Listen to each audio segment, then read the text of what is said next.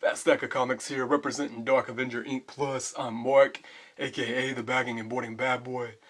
My partner Chloe won't be able to review this book with me. It's a book she reads, but she's actually behind on it. I actually read her copy.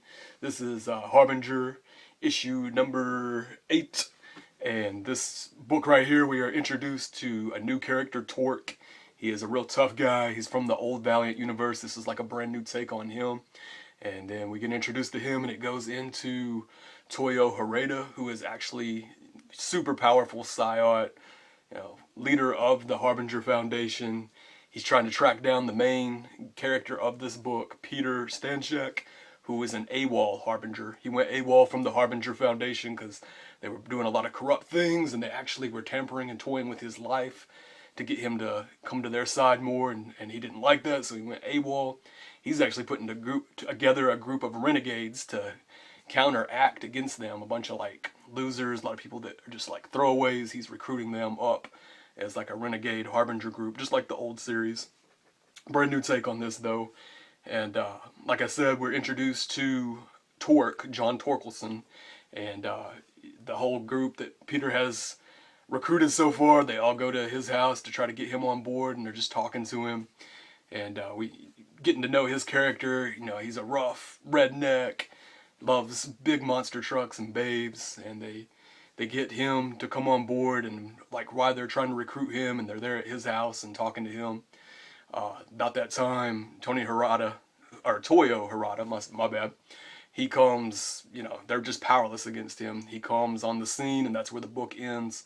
And this is getting the Harbinger Wars arc, getting it going, and this is going to be tying into Bloodshot, which is another awesome Valiant comic book. And I really like this book. I can't remember if they are teenagers or just young adults, but this book is definitely something teenagers would get into. It's a lot of young people in the book, and I think it's better than Teen Titans. I think it's better than Young Avengers. Really like this book. Really cool stuff too with Torque, is he can like go to this place in his mind and live in this land.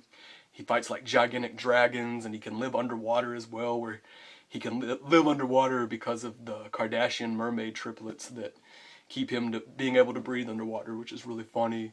Another cool thing is you just really see in this book how powerful Toyo Harada is. He so ruthless, really just comes across as a real threat, not a dude you want to F with.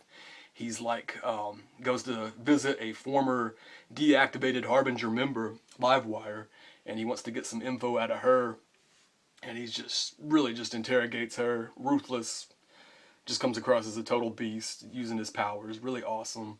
And it's like another member of the Dark Avenger Inc. Plus says, Mount Vernon Kid, shout out to that guy. He says, just pick up one Valiant title, just check something out from Valiant.